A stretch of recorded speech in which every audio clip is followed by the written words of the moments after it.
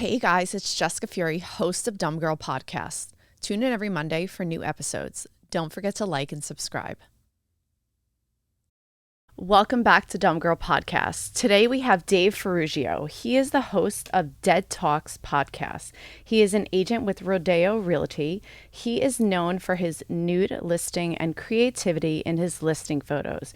He pushes the limits and gets the job done. He is one of the original comedic real estate agents that utilizes comedy for marketing. He went viral on BuzzFeed, New York Post, the Daily Mail, and TMZ. What I love about Dave Ferrugio, and I do have to tell you right away, Dave, is that you think outside the box and you exercise creativity to the just massive extent. And I love that. I really, really do. And I do have to extend my condolences. Dave lost his dad in 9/11, September 11th in the Twin Towers, and he has created a platform around his podcast that is a sizable podcast called Dead Talks Podcast. So after you subscribe to Dumb Girl Podcast, please check out Dave Ferrugio, the host of Dead Talks Podcast. Damn, say that 10 times fast. Dave, welcome to Dumb Girl Podcast. Thanks for having me. That's a hell of an introduction right there. I know. How do you introduce yourself now to people?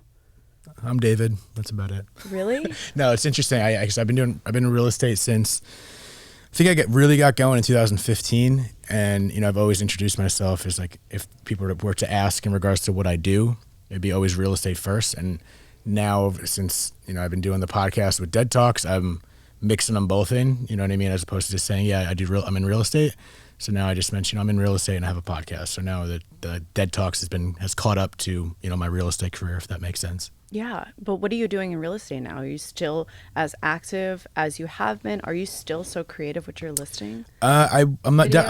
I'm definitely my intention for existing clients and the database that I have. I'm always 150% in regards to what I need to do for them. I definitely have not been as active in regards to pursuing new business. So now the new business that's coming in seems to be just from leads that I've had and my existing sphere of influence. But I've definitely put a lot more energy over the last couple of years, last year in particular, to Dead Talks, because that's, that's where my real passion is. I'm happy with real estate. Everything's going great, and I've been successful, thankfully, with my own relativity. But I put significant more energy and focus definitely towards Dead Talks, and especially, I've been grateful enough and fortunate enough that at the end of last year, it took a really big jump, quantifiably in regards to following and whatnot. So it, validated all the work I've been trying to put in. I've had my doubts. There's a little voice in your head. You could believe in it as much as you can, but you have that little, the voice inside your head that speaks a little negatively. So to see the growth, I'm just truly grateful. And I've definitely, put my energy towards that. Yeah, I think it's amazing. Okay, guys. So I was looking at, I'm like such a nerd, Dave, for like content creators. And people that have created great success in their businesses. And one of the things that I love that any person does when it comes to marketing, especially in real estate, being a fellow realtor, is that you see creativity and it's almost like, and I could be wrong, you're just like, fuck the noise that I hear from other people. I'm going to create what I want to create, and I'm going to move past that. And eventually, and a lot of people, and I'm just going to give a shout to Matt Leonetti, because he is definitely one of those people that I've spoken to him. He's been on the podcast where he's like, fuck the noise. I'm going to do what I want to create, and eventually it will catch up to speed. And I'm going to just bring it up for the audience. You did a listing photo shoot. Christian, he did this listing photo shoot for this $1 million property. It was like a $5-6 million property. Wait, you talking about the photos? The one. So anyway, so he did have it photoshopped, right? Oh, of course. Yeah, he was nude. He was on the front. He did the listing photos, but he was like nude, pretending in the bathroom, to be nude, to clarify. And he was like in a bathrobe, and he was like nude, and it went viral. It went fucking viral, like a wild. Like I heard of it, and I was just like, "Who's this dude who's like naked?" And I mean, for me, I'm all about it because I push I push creativity to the point that I want people to start talking. I want them to be like, what is she doing? Like, I've been shooting for years with like fitness and doing fitness modeling. I already know what people are going to bring up. I already know. It doesn't bother me anymore. And I love it. I'm like, great. The noise I actually love. And I heard you talking about that before. You're like, you actually like the buzz. You like the noise. Now, let's talk about that specifically, that time. What led you to being that creative and outside the box? And what was it that was going on during that time where you're like, either this fucking real estate business is not moving the way that I want it to be, so I need to make some noise and I'm going to be creative, and this is what I'm going to do. Are you talking in particular to that marketing tactic? Either or, because I know you do like scream videos. You've done like, depressed breakup videos. Like, I love it. I think it's great. Yeah, no, I think it goes back to just wanting to do what I want to do and have fun with it. But with real estate, it's a fine line because you can't you can do what you want to do, but it's at the approval of your client always. I wouldn't just put something out there without, confirming with my client, hey, are you cool with this? Because they're still marketing their property. So it's a balance of, I want to record what I want to do and what I find interesting and what I find as a valuable marketing technique. That's always the core of what I want to do. But at the end of the day, I still need my client's approval in many aspects of everything I do. But I just thought standard real estate marketing, even to date, what a lot of realtors do now is just boring as shit. I think it's always dope car, good looking guy or girl or whatever the situation is, and pitch that luxury lifestyle if it's that type of property, which works. It's fine. It's cookie cutter if that's what you're into. I'm not. I think there's just more creative ways, in which we're seeing more now. I know you mentioned Matt, who's just, he's a machine when it comes to content, super creative, and it works. And I think that was just part of it. But stepping outside the box, doing something different, and just not doing what everyone else is doing. And it's fine if you want to do that. I'm not knocking anyone that wants to do that.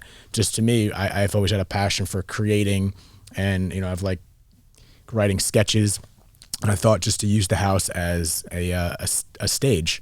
It's like when you see a commercial for Coca-Cola and you don't even know it's a Coca-Cola. You don't even know it's a Coca-Cola commercial 25 seconds in until they put the stamp on it. So it's like it's using that house in the same aspect. You're showing the house in different aspects, even though the storyline isn't about the house in many ways. So at the end of the day, I just think it's a more fun, creative way of mixing in, getting the job done, and enjoying yourself creatively. But did you see, was something either going on in your business that you were like, I'm not, because starting out in real estate, and you and I spoke about this, I'm originally from New York and I grew up in New Jersey, and I'm not from LA. I'm like in the fucking grind of it. Like I'm grateful that I've had, 12, 13 years of another business, and those are my sphere of influence. But I'm also picking up business and clients from open houses and talking to people, just shooting the shit at the Palisades Village with people in my community. But I'm sure that you probably have seen this, is that if you either grow up with a family that is a known family, or they're in the real estate business, that you get a little push. I don't want to say that things are handed to you, but it's a little bit more easier transactionally, the way that you're starting out. And for me, and I want to hear about your experience with this, it's like, shit, I got to do more than just cold calling and door knocking. I have to think outside, so far out the box, that people, now I have to brand myself as someone in real estate. So what was it that you came across, either as a challenge that you started to think outside the box and want to create these videos? How has it shown up for you? It wasn't a challenge for me. I just did it because I wanted to, and I thought it was just a way to separate myself from people that weren't doing that. And plus, I would show my what I think is humorous. I don't know. Some people might not think I'm funny at all, which is probably true. I would show my personality on social media, but I wasn't doing so many sketches because I needed houses to do the sketches. So it wasn't like, oh, I need to do this. I didn't have listings. So I got started, which many agents do. I guess still a small percentage, but still many agents do it. I got the advice from my first mentor saying, just go knock on doors. And that's how I got going in regards to starting my real estate. 'Cause I didn't know anyone, similar to what you said. I didn't have a network out here. I had zero connections, actually, because I came here from Jersey as well, New York. And I had to meet people, and my advice was go knock on doors. That's how I got my business going. That's how I got my first listing. That's how I started meeting the first clients. I wasn't huge on cold calling. I probably should have been. I did it a little bit. I've definitely got leads from that, but mainly door knocking was the first buzz of getting my clientele. And then once I started getting listings, that's when I had the opportunity to shoot sketches in the properties, because without the listings, I couldn't really have done that. I mean, yeah, you could do sketches without listings. Sorry, I retract that. You can still do sketches without your own listings, but for me, I didn't start doing these videos or these sketch comedies, commercials, if you will, until I had the actual listings. So door knocking was huge for me. And even to date, like I still get out there and go after properties that my clients are looking for. In this market more than ever, because inventory is so low, it's harder to find the properties they want. So for me, the only way to find those properties is to go direct to the potential client. Okay, so somebody's listening and they're like, you know what, I want to do sketches and I'm funny and I'm creative. Or maybe a woman is listening and she's like, okay, I'm like, yeah, like someone said to me the other day, they're a known actress in my industry, in my world, and they're in their later years. Mm-hmm. And she says, you know what, Jessica, completely embrace where you are right now. She's like, I've gotten roles when I was your age because of how, she's in her 70s, and she's like, embrace the time that you are. But now I'm just bringing it back to what you were talking about, which is like, maybe you're a woman, you're like, hey, I want to do something like that's really pretty or creative by like walking by the beach or showcasing a pool at a home. And it's like, sometimes the challenge that I've come across is I have to ask a few people like, hey, can I use your listing? Hey, right. Can I use your listing? Because some of them are, I don't want to say they're fearful. They're just like, yeah, no, yeah, or they just don't answer you at all. And for someone who's listening, what is something that you would recommend for someone who may be up against that challenge of not being able to get listings, to do these sketches that they want to do? What is something that you would suggest to somebody who's creative and they want to think outside the box and they don't want to keep putting up a tripod at a park or standing in front of a home of somebody else's $40 million home? Like, what would be something that you would suggest from someone who's so creative? So is your question in regards to how do they get around the challenge of not having a listing and still shoot content? Yeah. I mean, then you just gotta just shoot content and stop overthinking it, to be honest. I think we just overthink. I've been one of those persons. I still am, to my own faults, but just overthinking the content game. I think just shoot it. Doesn't matter if you don't have listings. That's okay. Like you said, you could ask other people. If I could shoot in an open house, most people don't care as long as it's marketing. You tag them and you're marketing their property. And if they say no, and if that's, because you mentioned somewhere in there that people are saying no to them and that was an issue or something like that, right? Is that what you said? Or they just don't have the access. Maybe they don't know other realtors. Like they don't have that access. Well, I mean, you got to get that access, because if you're getting discouraged about no's from agents and you can't get the access, then you're probably in the wrong business, because most of the business is people saying no to you. So figure that out, step one. But in regards to shooting content, I don't know, just look at what other people are doing, see what they're doing, try to get ideas without obviously plagiarizing. A lot of people say, look at what's trending and do that stuff. I've never been one to do that. I probably should, because that's a whole back end game of playing it smarter, to be honest. But you don't need a listing to shoot content. There's like the green screen app for Rewind. And this day and ever with content, that high production is great, but also I think it's less needed than ever, especially with the green screen. People are aware that it looks corny and it is fake, but you can still make that work. So if you don't have a listing, you can still, there's plenty of content ideas. People do that like back and forth, playing the same character. You're playing the client, you're playing yourself. Like that works. You don't need a listing. You can do that in your living room. You don't even need a real green screen to make this stuff work. So there's plenty of opportunities to shoot content, whether you have a listing or not. So to me, it's not an excuse to not shoot content. If anything, the excuse is you're just overthinking it and you're creating this fear that shouldn't exist. Yeah. And that's not to everyone. I don't want to generalize. I'm kind of speaking from my own experiences and feelings. But at the end of the day, just do it. I mean, I feel like if you look at any of my content from the beginning, it definitely was not as good as it is now. It took time to get there. And even some of my content now isn't that special. It's not like the production is not super high level. Most of my content was shot on my iPhone with terrible audio till I got to a point of improving that. But I think just don't overthink it. Just shoot content, and there's just details here and there that you're going to improve upon, but you're not going to be able to improve unless you do it. Yeah. I live in the Palisades, the Pacific Palisades, and they have something called the Palisades Village. And there's certain stores that I go to regularly. Like what? I go to the Draycott a lot. The what? The Draycott. It's like one of my favorite restaurants in the city. They have the best burger in the whole entire city. Like, I like a good burger and fries. Like, there's a hole-in-the-wall liquor store, Ronnie's Liquor Stores in the Palisades. It's the best burger and fries. You're going to pay $8 For fries? with fries. Wait, $8 all in? All in. What? In the Palisades. It's so good. And then the Draycott. So I go to the Draycott a lot. And what I do is to create content, I meet the bartender, even though I may not be having a drink. I meet the manager. I talk to them. I say, I'm an agent with the agency. And then I'll plug them. I'll pick up my phone and I'll say, hey, I'm at the Draycott. They have one of the best burgers in the, and I'll just say something about the community. And that's what I do. I've done that at Aesop. It's like a soap store. This is great. It's better than my advice 1,000%. That's you answered your own question. That's perfect. No, but I know. But that's what I love about people that think outside the box. And because you even talk about this with your branding, your podcast, and a lot of the things that you do, just marketing yourself, is that you're always about that creativity and thinking outside the box. So when you present these things, these ideas that you have to your clients, like, hey, I want to shoot like this particular video, what is the avenue that you take? What is the conversation that you're having with that person that you're also getting that feedback, whether it's positive or rejection? What is it from your standpoint that you're coming in and asking? It's two-phased. In the beginning to now is different because I've used my existing videos that I've done now and as part of the listing presentation almost. I was showing what I've done, and so now it's expected. But in the beginning, I definitely started with the sketches with the client that I was just really comfortable with. I'm pretty sure one of my first sketches was a house in Encino with a fantastic client of mine who I've sold like a few other houses with, a developer. So I was more comfortable with that approach. So I had a little bit of a comfortability there in regards to like starting that conversation, because it was at the time, no one was really doing that.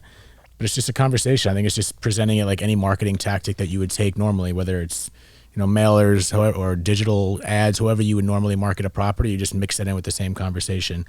So I think for me, I pitch it as kind of what I explained to you. I want to use your house as a stage. I want to market the property in a more entertaining, down-to-earth manner that is different from what other people are doing, and then you can showcase your creativity by doing that. I think it's a really good look to be doing something like that, in my opinion, because I think, again, it's different than what most people are doing, and I think a lot of clients want to see you doing different things as opposed to doing what every other agent does, because that makes you part of the masses in one set. You want in a game of real estate, I feel like as an agent, everyone and their mother has a real estate license. It's important to stand out in many ways. You don't want to force it. I think like you want to stand out authentically to who you are. And to me, having fun, enjoying it, getting a couple laughs. Not everyone's gonna laugh, but like that's authentically me. And it's not for everyone. That's fine. There's a lot of other great agents out there that could have the business that I don't get, of course.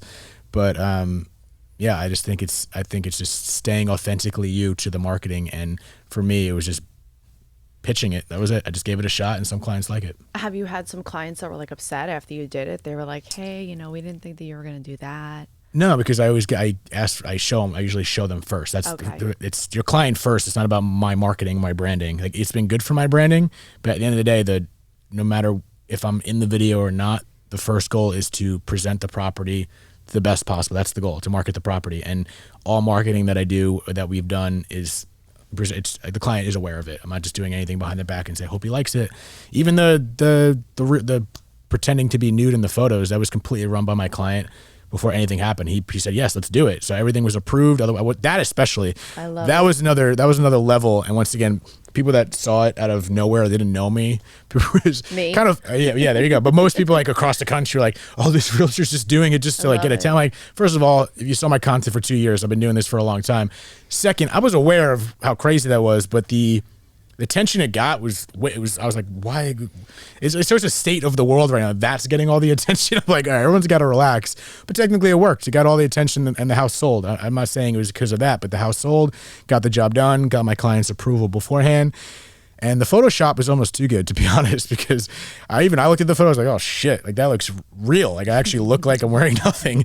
And then we ended up going with it. But again, it goes back to, I got my client's approval. I ran the idea before him because the house needed it, especially now that it was sold. You know, it was in a unique situation where across the street was not a desirable location, in my opinion. And so I just thought I need to do something that will hopefully get this property the attention that I don't believe it would have gotten on its own by standard marketing.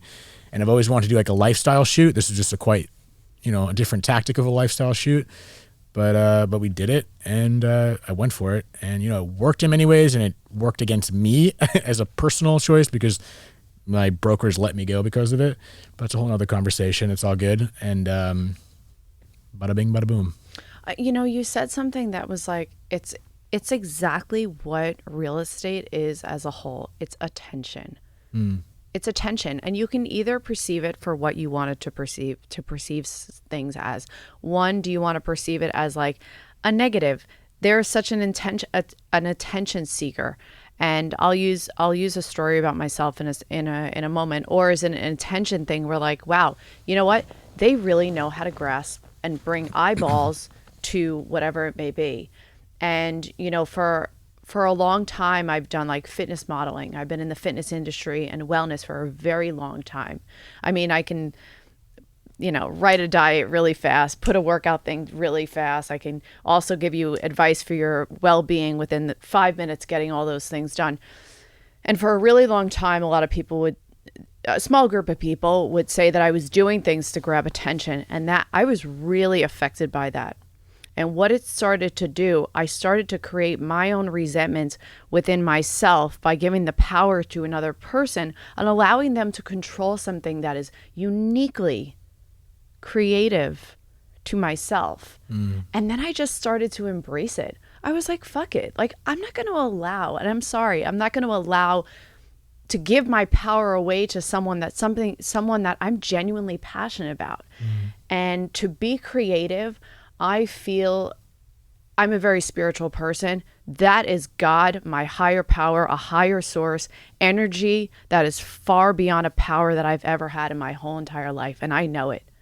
I know it because I just feel it in my body so much. You cannot take it away from me. Love that. So when I started with the agency about 8-9 months ago, and shout out to the agency, they are one of the greatest real estate brokerage firms that are out there. And at Forum, they said something that I have chills down my body right now. They said we are the sexy brokerage, and we know how to grasp attention, and we know how to get eyeballs.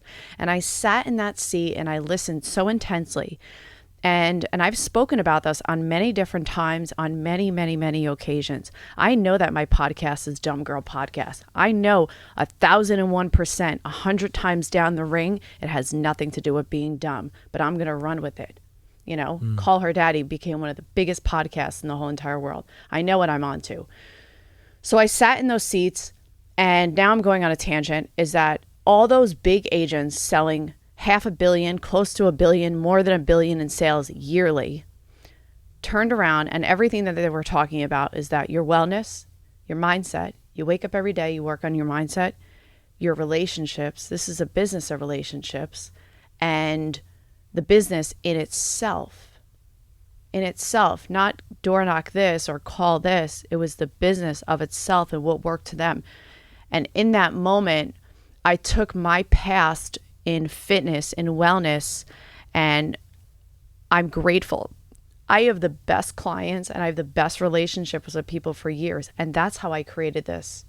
And now I do want to turn it over to you and to say that if somebody is trying to grab eyeballs and attention, is that if you feel passionate about something, connecting to an inner voice inside of you that's very positive, as opposed to giving the power to the outside world, come back to your unique self. I had a brother who passed from an opioid addiction, and what really connected me to Dave and to bring him on the podcast today is that, he lost his dad in 9/11, and there is something that, and I'm getting really emotional with this, there is something that grief brings that you can't explain to anyone. But the journey that goes on with grieving is so unique. And I often feel as if why I'm creating this platform is because I lost a brother from addiction that has nothing to do with addiction. It's more of when you understand the world of addiction and how it really affects the person in itself, you understand a little bit more about what addiction is. And I want to just start with my condolences to you and your family. But I know it's been such a journey for you, and I would love for you to just share the time from where you started and where it's brought to you now. And we'll go from there, because I'm just so excited about this podcast that you've created. I really am. It just means so much that people are able to connect to something like this. I appreciate. I just went that. on a tangent. I'm so sorry. No, who fucking cares about Dave being here? No, I loved it. I think I think you've had to have said what you just said. So I appreciate you sharing that, for real. That was beautiful. Seriously, it felt very pure. So don't apologize for anything. Besides the fact that this is your show, so say whatever you want. But no, that was great. Hit the subscribe button, like yeah, all that shit. Share, tell your mama, your brother, whatever. Oh, I just looked right in the light and then mixed with that background. It's kind of trippy right now. So I need to recollect myself. So, I mean, I don't even know where to start, but thank you for the kind words in regards to the podcast, because it has become my life. And, moving forward, I hope it will continue to be even more of my life, because exactly the words that you had, it brings that connection and that response, that real response, and you're one person, and that's like enough for me. So I appreciate you even saying that, let alone all the other people. I'm hoping it helps. And once again, just to be clarified, that no one knows the podcast, it's not about me sharing my story. It's about the person sitting across from me sharing their story about loss and all that. But for me, in regards to what me and my family and many other people went through with September 11th, that was just weird. I know it's 22 years ago. So I'm in a much different place. It's been quite a long time. And I just released an episode today with my sisters, so we reflected on a lot of our conversations about how it affected us. So it's very fresh for me, the conversation, in that, I don't, and I've said this a million times for anyone that may have heard me talk about it. I don't remember a lot. I was 12 years old when I lost my dad, and so it was like a weird blanket of darkness after that day of seeing the towers get down for the first time. Excuse me. I remember that day at school, but as soon as I saw on the TV what happened, I feel like my mind was just like, nope, you're going to deal with that later. So a lot of my grief has been pushed down the line of me growing older as a man, having to deal with it as I grew up. It's not like I don't remember anything, but there are a lot of things that when I spoke to my sisters about it on their most recent episode, that they had to remind me of some things. Like my mom told me I came to her bed at one point because I was very inward and didn't express myself, which is a big part of the podcast. And I have a podcast talking about death, so I like to think I broke through that a little bit. That I just came to her. My mom was saying I just came to her bed and just sobbed for like the first time, and I don't even remember that. It was like the first time I broke through and let it all out, but I don't even remember that experience. That was such a prominent experience for my mom to see her 12-year-old son finally let it out, and I don't even remember it. So my point of saying this is that I feel like my grief was pushed over. It was delayed in a sense that I feel like I had to figure things out down the road as a man, and growing up, becoming a man without a father and seeing the sadness from my family. It was just like all kind of convoluted into this delayed grief that I deal with down the road. And it's not that I grieved as a kid. I was definitely going through some stuff that you'd have to talk to my family about, but I don't know. Like, again, it was September 11th. It was so public that we were not the only people that went through it. You know what I mean? There's so many other people that were affected that day. It was a public grief that I'm not alone with. But at the same time, even though you're not alone with this public type grief, you can still feel alone because, we still lost our dad. Yeah, but grief is a process. Like, everybody grieves differently, and the time, and I heard about this last week, and it was so unique, the person who said it to me, and it was so true, because it was like, you cannot put a time frame on grief. You can't. Like, you can't say, like, oh, in a year and a half from now, you're going to be okay. Like, I have a connection through meditation, and I like to practice gratitude on a day-to-day basis. Just in any way possible, I try to find something to be grateful for, and I usually start my day with gratitude and to be in service to other people. And My parents still grieve my brother in How their long has own it been? 9.5 years. Okay. But that's their child, their son, and in their own unique way. And we grieve losses, whether we grieve loss of relationships or death of family members or friends. The process of grief, whether it's something that you have gone through or you are going through right now, or in the future from now you may be going through, is that there's no time frame. It's that, you can all of a sudden be feeling one thing, but I believe in my own process of healing, and I want to hear about some of the things that really has worked for you, is like you have to just give yourself time. You have to give yourself time to heal, but whatever you did the day before, that's like a positive. For me, it's working out, working on my business, my real estate business, and meditating. Like those things in itself, and probably journaling, those 5 things in itself is what helps me. And then I just take that and apply it the next day, and then the next day, and the next day. And it's like, Dave, what has worked for you? What continues to work for you? Well, I'm blessed and fortunate in many ways to have an incredible supporting cast. So a lot of it, to me, I can't even take credit for, because, my mom, my sisters, I can't even explain how much they have done and continue to do for me in regards to just being there for me and supporting me. And I hope I can give 1/10 of what they've given me back to them. But friends, family, we were very lucky to have a lot of people around us. And I'm aware of being so blessed, because so many people don't have that. So many people do not have someone to talk to or someone to tell them you're doing a good job, because that validation goes a long way. So I just want to preface with the support system I have was a tremendous rock for me. But in regards to like the individual thought, it's just, I think it's making mistakes and understanding that it's okay to not be so hard on yourself.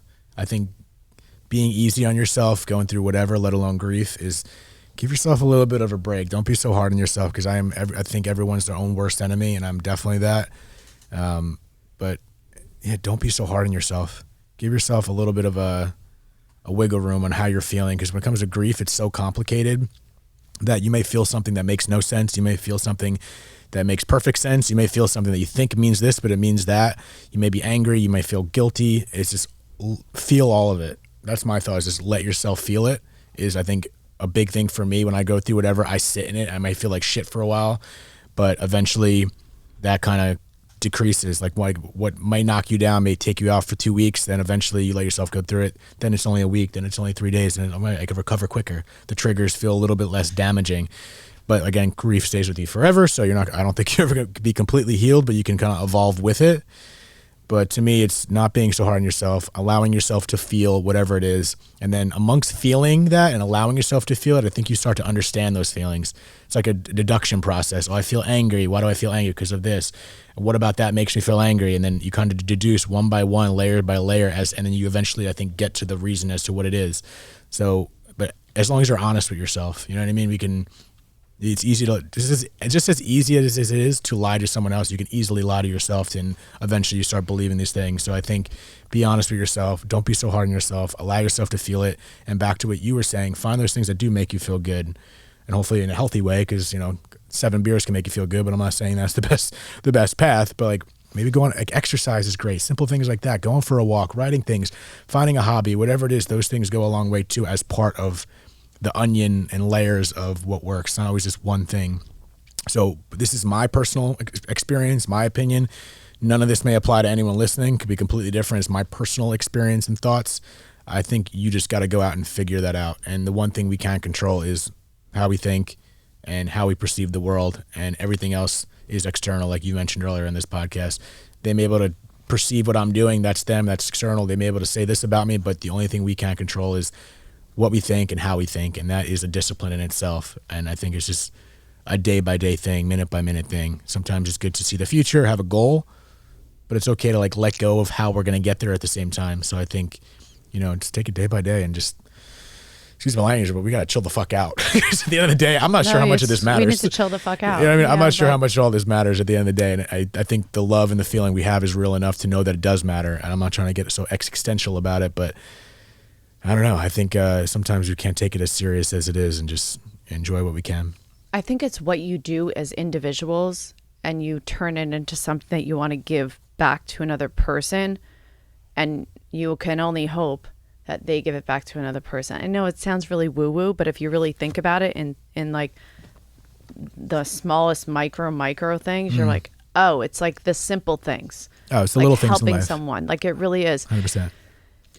And, you know, you said something about like being hard on yourself. And I've heard this on numerous occasions from many different podcasts or teachers. And so I hope I'm saying this right. You're not responsible for the first thought you have, but you are responsible for the first reaction you have and the second thought that you have. Because most of our time, our subconscious mind will come into our thoughts. And if it goes into a negative place, we have a choice to either follow it up with something negative, and then it will turn into something else that's negative. Or you flip the switch, and you do have that control. You do have that power internally to flip the switch to something positive, and then it will snowball into something that is positive. But the reaction that you do take from that is the reaction that will be a reciprocation of what you're doing. Where did, now I was going to say dumb talks. Dumb talks. Yeah. Dead talks. Dead talks. Yeah. I was Dead talks, thinking dumb of talks. mine. I was thinking of my podcast with the D and the D. Where did Dead Talks podcast come? It's been around for about 2-3 years. Yeah. I started. Where first did episode. it come about? What was going on? Where were you like, I'm going to do this. Now I'm going to like do real estate and do my podcasts. Where did you think of doing this? It was kind Or of how? it was kind of like a slow burn. I think early on when I was like a teenager, I always had a feeling that I was going to be speaking. It was weird. It was very vague. I don't know what the hell it meant, but now I guess I do. I always felt like I saw myself in a speaking capacity. Not that I thought I was any good at it. I still think I talked to New Jersey for people, but that's just me. And I always kind of had a feeling, just a gut feeling before this was even a precipice of a thought, that I was going to relate back to my dad, because it was just a profound experience in my life and for my family. And then at some point, many years later, many years later, I kind of just had the thought, I don't know where it came from, but of the importance of talking about it. And it's not for everyone, but my mom was always trying to get me to express, not forcefully, in a very elegant, loving way, hoping that I would express myself. And I was never that person, but I guess I got a little bit more comfortable with it. So I just understood the importance of speaking about it, blended with the tabooness around death, blended with my dad dying in a public light, and having so many people text me and message me because they knew 9/11. Everyone knows 9/11. So I'd always get those text messages.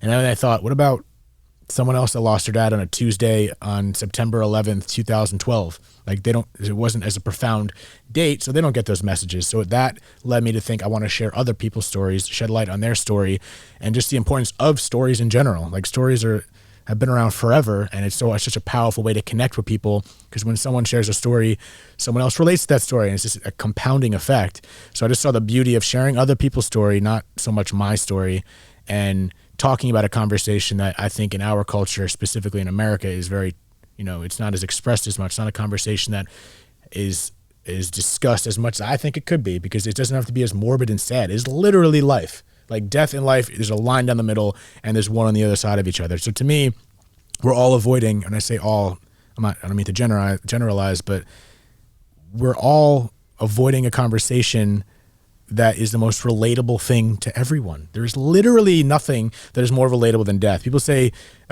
you pay taxes and you die, but not everyone pays taxes. Everyone's dying. So why are we so afraid to...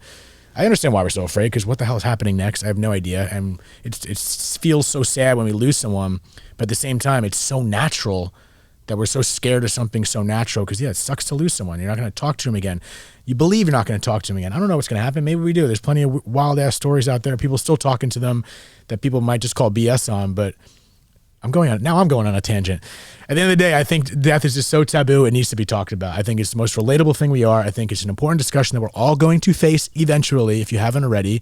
So the more you can be open to it and kind of, contemplate it, it's just going to make it easier, because the more you push it off, death. I don't want to talk about it. That's sad. That's terrible. I don't want to think about losing my mom. Well, I'm sorry to say it, bud, but you're going to lose your mom. You're going to lose your dad. You're going to lose these people. It's going to happen. You're not going to avoid it. So by the time it does happen, if you're pushing it off, you're going to explode. I hope you don't. Not putting that on anyone. And maybe you won't. Maybe you got whatever heart of steel. But I think when you're more open to the conversation and find some sort of acceptance to this conversation about we are all going the same way, I think we'll be a little more prepped down the road. Yeah, I just think it's a process, and I think that,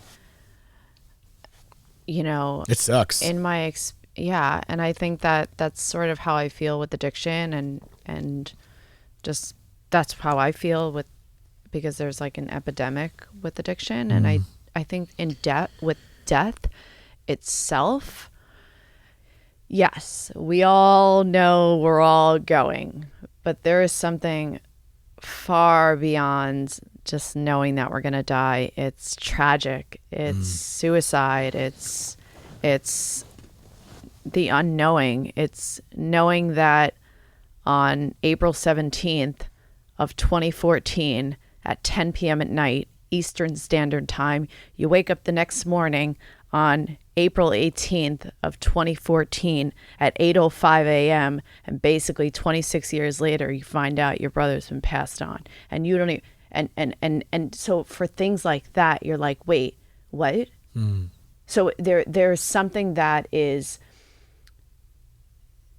unexpected, but it's different than the embracing. You don't embrace death. You don't. You just, I think that this is where it's like a cliche, but it's also like a thing that's sort of like, oh, we hear it all the time, where you just got to like live in the moment. I think that's why sometimes, like at my hardest, most challenging time that's unrelated to the loss of my brother, which was a very long time, but more of like grieving a relationship, is like to find gratitude. For me, I have to go to gratitude, and that's been something that has worked for me, and meditation. But what is next for Dead Talks? What is next? What do you have in mind?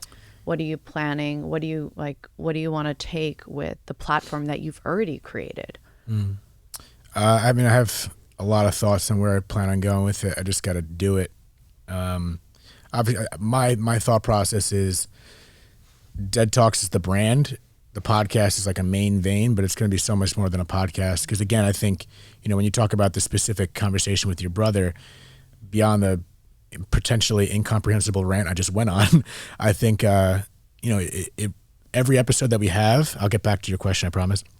Every episode that we have is not going to hit home with everyone. So like when I have episodes about people that have overdosed, when I have episodes about someone that lost a father or brother, they're all individually unique, and it's not going to hit everyone, but it's that commonality. Like, I'm sure I would ask you, but I feel like if you listen to an episode of someone else that lost someone to overdose, that really hits home for you. You can relate to someone. You get into the mind of someone else with a similar experience. So that's a big part of this platform, is to share each other's stories, to find the commonalities within each other and connect. It's a community. It's like a grief community. It's a life and death community.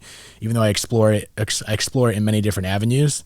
It's a grief, but it's also scientific. It's exploratory about the conversation of death. So I want to grow that community in so many different avenues. Like my plan is the podcast, which I already have. I'm doing these street conversations where I'm tapping into people talking in the street. I'm going to be in London next month. I went from Hollywood Boulevard, which I tested it out. Now I want to talk to strangers in London in like 3 weeks, which I think would be fun.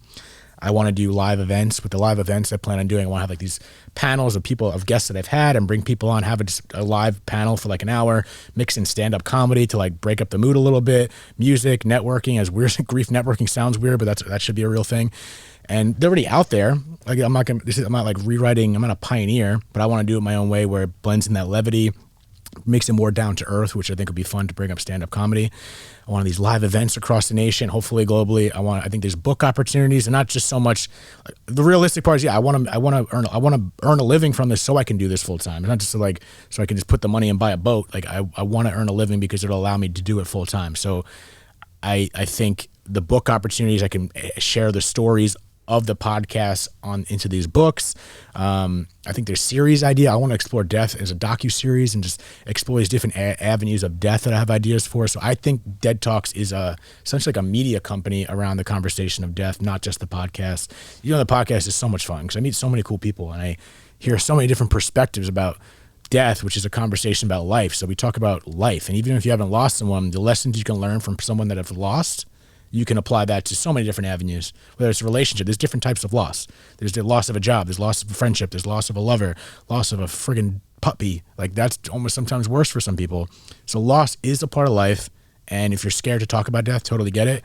Freaks me out, especially when I'm on 10 milligrams of an edible. It goes to a whole new place. But besides that, it's like it's fun to contemplate because it's we don't know what's going to happen, and some people are very sure. I think I have my beliefs of what's going to happen, but I don't know. We're not going to know till we know. Yeah, I mean, I have a lot of episodes of people that have come on and they've utilized plant medicine, and I've spoken about my use of plant medicine on many different episodes.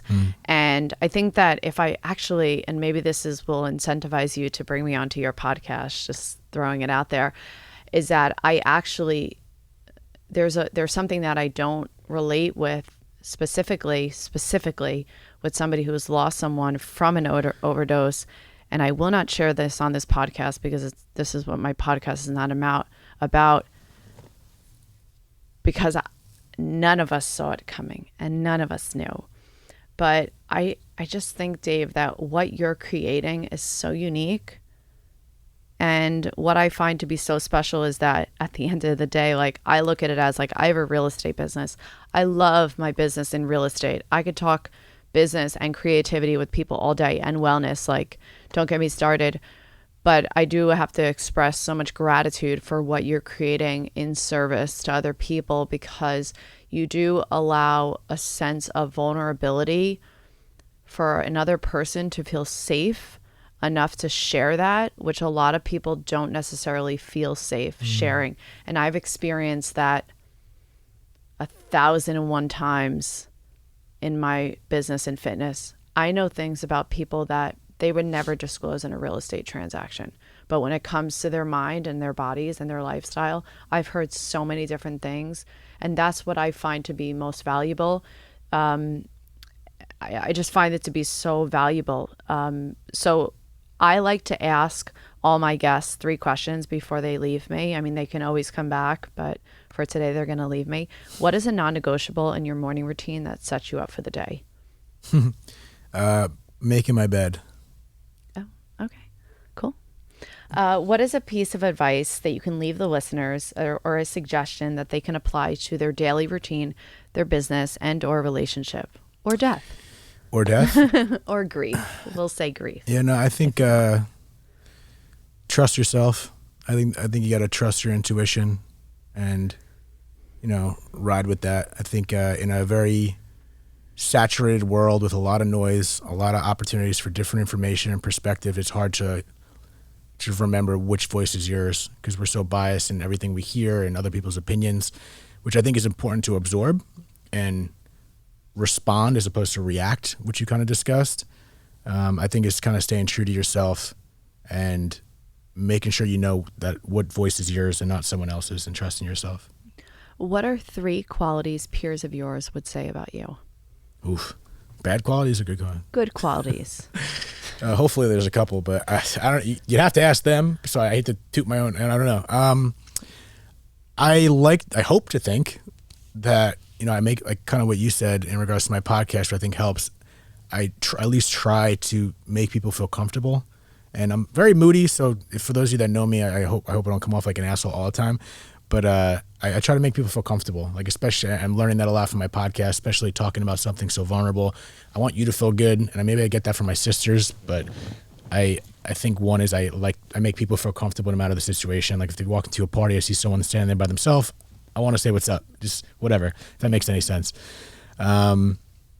I don't know. I think 2, I hope my sense of humor. I think it brings levity. I cope with my sense of humor almost to a fault, a very dark sense of humor. That's how I cope. I think laughter's the best medicine. So I try to bring that to the room. You said 3, huh? 3. Oh, God, that's hard. I don't think I'm that good. You're creative. Oh, thanks. You're there we creative. go. You think outside the box and you embrace thinking outside the box. Yeah, it's fun. It's fun to create. And people say, I'm not creative. By the way, everyone's creative. In some capacity, you are. And the more you say you're not creative, you're just going to put yourself in a hole. But everyone's creative in different ways. You just got to trust yourself again. Thanks, Dave. Where can people find you? Plug yourself, plug the podcast. Should I give my address? No. Yeah, my Instagram for the podcast is Dead Talks Podcast, at Dead Talks Podcast. Instagram is just my personal, is my last name, Ferrugio, Ferrugio. And hopefully, I'm pretty sure if you just Google Dead Talks, it should just come up at this point, I'm hoping. If it's not, I'm going to have to talk to Google. It does come up, guys. All right, cool. Yeah, so just look up Dead Talks. It should pop up. And whether you lost someone or not, I've had some dope people on that are not as morbid as it sounds, I promise. Whether we talk about science, biology, losing XYZ, I'm trying to explore it all. So thank you for having me on. This was a blast. I'm so happy to have actually met you in person and do this. I think you know exactly what you're doing, so just keep doing it. And I'm looking forward to see where this goes. Thank you. Nobody thanks me. I'm just kidding. You guys can follow me at Jessica J. Fury, at Jessica Fury Real Estate, and follow the podcast. Support, like, rate, subscribe. We are everywhere. Dumb Girl Podcast. Thank you so much. I'll talk to you guys soon.